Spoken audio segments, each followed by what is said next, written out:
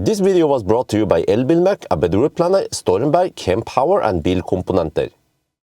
Yo, what's up? We're now in Oslo's largest truck charging site, or we shouldn't only call it truck charging. Charging for large vehicles. It only includes buses. Sorry for my voice, it might not be the best now. I'm still recovering from the kindergarten flu or the man flu, but this thing here is just insane. I have to walk you guys through it. Well, a couple of weeks ago when I visited the other place, Brobackveien, that was okay, but here, this is gonna blow your mind when it comes to charging and what they have done here. So it is, I think it's considered Oslo East area, roughly. And over here, Oslobus, they have their location. And you see that we have a van over here. We also have some electric buses. I'm not sure where they're located. Yeah. Okay, they might actually be out right now because the whole idea is that Oslobus, okay, there's one over there. Yeah, I can show you guys eventually. The white bus over there, that's electric. Yeah. The buses in daytime, they are usually out driving, but at night, they will come over here and charge on slow charging. This is still Kempower DC. Oh, okay, so this is already finished to 100%. How was it again? Okay, just 6 minutes. Wait, my gloves are not. Okay. But here, for example, 400 kilowatt available. I mean, it's just a number, you know. Kempower, they could, of course, provide even more than that if they wanted to. These are just single, and there's some double plugs here. Yeah, okay, those are the fast ones. They configure them to be fast. We have some not so fast ones with only 120 kilowatt here, and long cables. I see. Well, okay, there are so many cars parked here because there's actually an event going on at the tent over there, but. Yeah, they just made this whole thing here because normally buses, they will know when they back up that that's the end. And then, yeah, not sure how if they go nose in or back in. But you see here we have even slower charging. Just the way Kempower has configured those power modules over here and also here. Paying terminal, of course. I'm not sure how else. Yeah, this is also run by fast charge. The fast charge is like they call it the sub CPO. So they are providing the charging kind of experience with it without owning the whole thing, something about that. But here we have one of the buses. Not sure if it's plugged in right now. But you see, okay, I think some of these trucks here, they are just here for display. But eventually, you can, come here with your truck and charge. I'm going to check what these are. Okay, 400 kilowatts. Yeah. Oh yeah. All the satellites on the lower part here, they are the fast ones here, 400 kilowatt. And when you see the Kempower stack with this here, this is the cooling unit. So it means that the cable is water cooled or liquid cooled. Yeah. Without that, then it's not liquid cooled. So up there, you see those are thinner cable. So they are just providing the slow overnight charging. Yeah, there's a truck plugged in right now. But I'm going to show you something. It's not only about this. There's more. Let me see. Maybe, okay. Yeah, let me walk behind here. Or, no, I actually don't want to walk over there. We just take this in a single shot. Just walk through what it looks like. Yeah, in the tent there, they have some speeches going on right now, so I don't want to interfere too much. But you see, these buses, Oslobus, I'm not sure what they do, but at least they have buses, more like tour buses and stuff. And supposedly, if the train has problems, then suddenly these buses they have to step in. Yutong, and this is Irisar. Yeah. No, this is. G means gas. This thing here is supposed to be quite insane. It's like a luxury bus. The interior, there's like coffee machines, but it runs on biogas. They also want to go like everything else, everything, not only with electric. And then okay, in here, I will just show you briefly. It's in Norwegian, so maybe not that too interesting for you guys.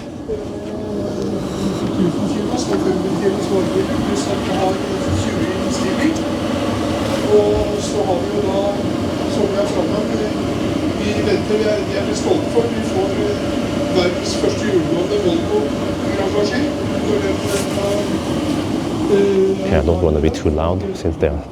Yeah, this here is just for the event. Yeah, it's not here permanently. And then you see Oslo bus. They have Model Ys they use. Wait, this is Model Y Performance. Damn. Model Y Performance company car. Yeah, why not? Okay, so here.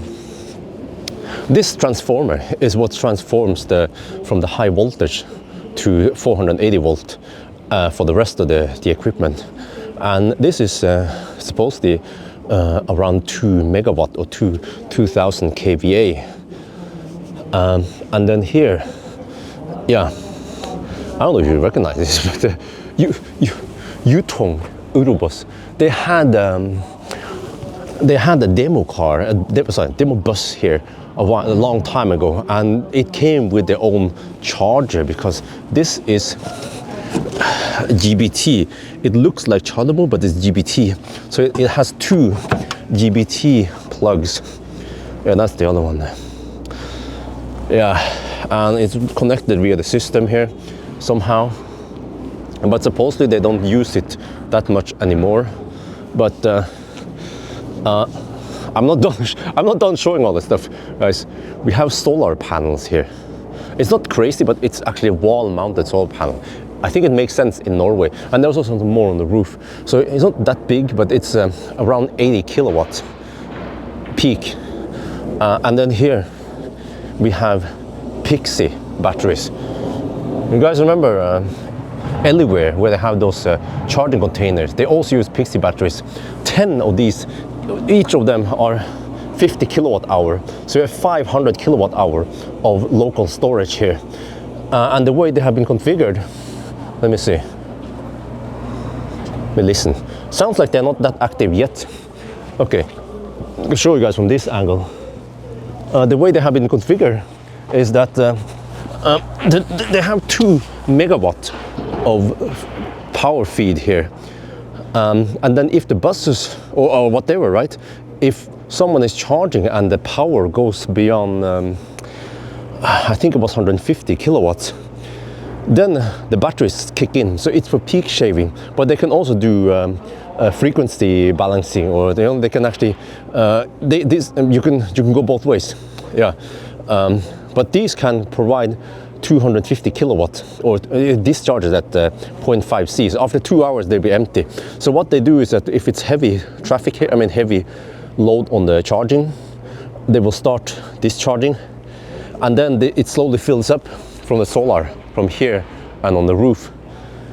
So, and also if the solar is producing excessive electricity, then some of that is stored in the batteries, but then eventually they can also sell back to the grid, and they can make money on the batteries, with selling or buying or doing the whole grid frequency balancing. So yeah, and here we see one of the inverters. I'm not sure if that's the only inverter or there are more of those. SMA. Yeah, so maybe not too interesting for you guys, but this building here, they liked the design because this building was not that pretty previously. So they just covered like this. But here, Lade Lounge. Germans, they already know Lade, Lade Lounge. Charging lounge. I like this shit, man. Oh yeah, I think eventually there will be a PIN code. So you have to have a PIN to enter. Let me show you what it looks like. Okay, Oslo Bus. They're the one who built this. So we have a coffee machine here, and the first thing I checked was, press here. The prices are reasonable. 10 NOK or around 1 euro for a cup of coffee or latte or whatever. Yeah, don't charge them 30 NOK or something, 3-4 euros for just coffee. A place here you can sit and chill while you're charging. One thing I'm missing is the vending machine here. But also here, We have toilets. They even have, of course, with the sensor. Wait, huh? Wait. Yeah. So at least there's two toilets here. And also, see, I think there's a guy. No, he's not here. Yeah, you can plug in your laptop. You can get some work done here. You can eat your lunch here. What is this? Is this real moss? Is it real moss? Oh, I think they just, yeah, just decorated for the thing. And then here, of course, you have the screens here. Let me get some distance here. And then you have screens here, so you get overview of how it's going with the charging. And of course, with Kempower, you can always just scan the QR code on the Kempower screen to see how it's going, unless you also already have an app for your truck. And then you can watch TV on this screen, for example. You know, maybe they use good stuff. They use Mitsubishi heat pump. Yeah. Maybe I'm just missing a place you can lay down and get some sleep. I'm not sure about that. Yeah, these sofas are not that big. Some kind of recline. Well, you can kind of, if you're really tired, you could just doze off over here, I guess. But maybe just toss out these, put some recliners here, and then a vending machine. Then, yeah, just a suggestion from me. But yeah, let's go out again. How to see? Are they? Oh yeah, I think they went outside now. Let's go out a bit. Let me show you. Proceed out here. So, man, this charging site is just insane. It is just beyond insane. I've never seen anything like this, you know. I think they might have ended the speech inside now. Yeah. So the whole idea. Let me see. And now that it's not that critical, let me get over here.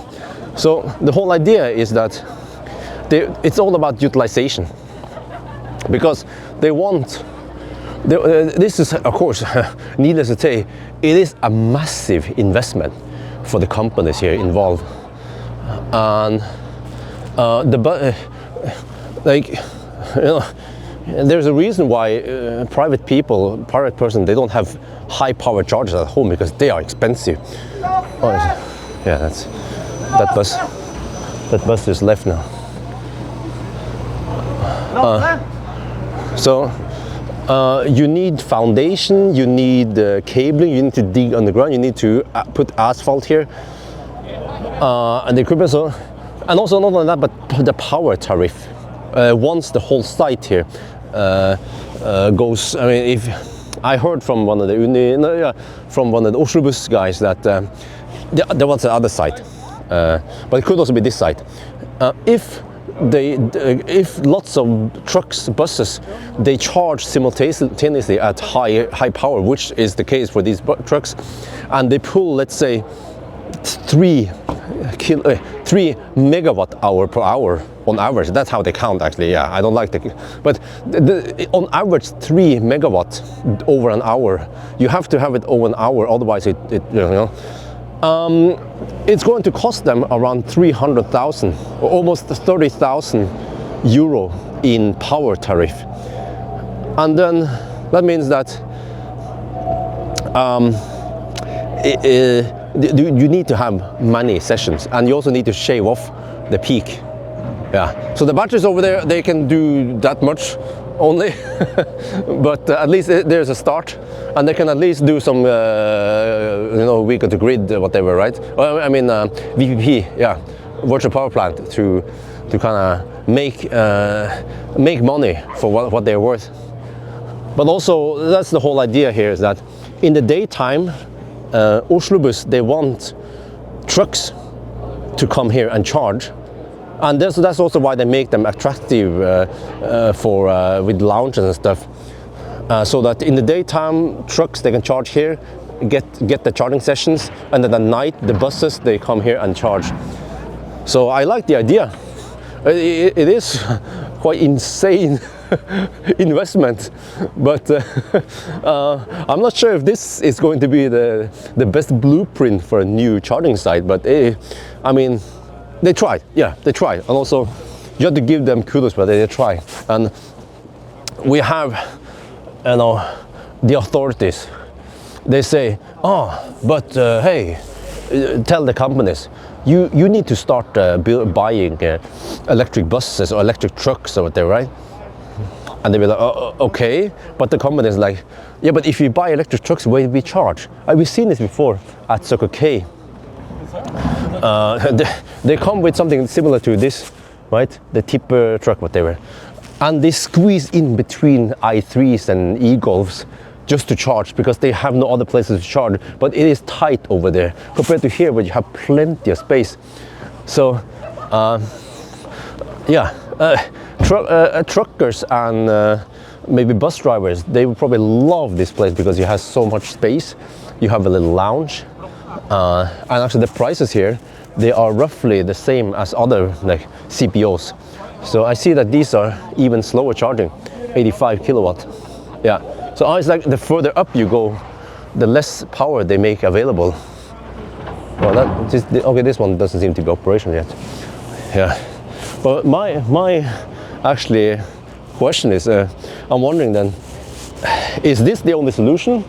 I wonder if the gas station should, you know, they call it fotfingeren. They should really start building, because gas stations, they are prime location.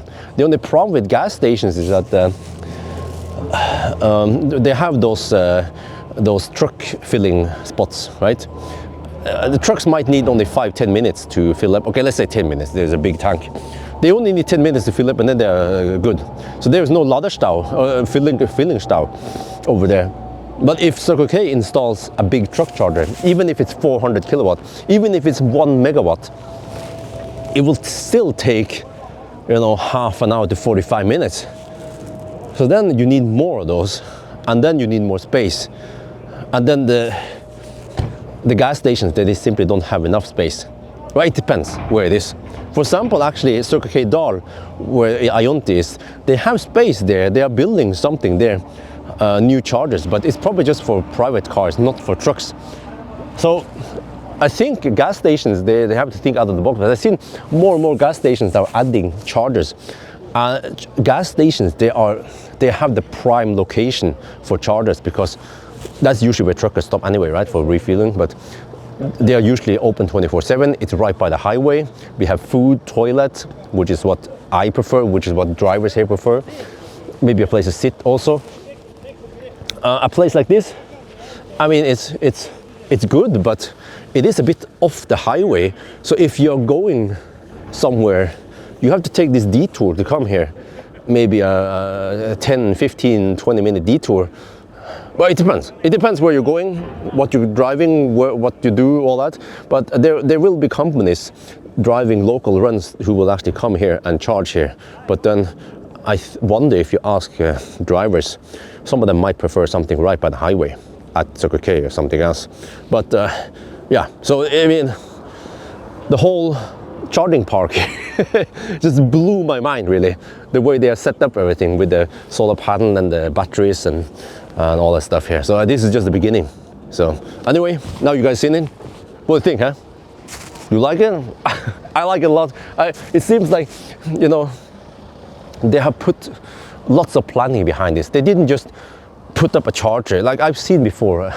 Trust me, if you travel through Germany with electric car and you try to use one of those chargers and you go to some kind of industrial zone and there's a 50 kilowatt charger there, it's like they had power available there, they had space there, and they just put the charger there. You know, it's not good experience for an EV driver to just go there, especially at night at the industrial zone, just to charge on a 50 kilowatt charger. But here they try to give the drivers what they need. Yeah, I like that.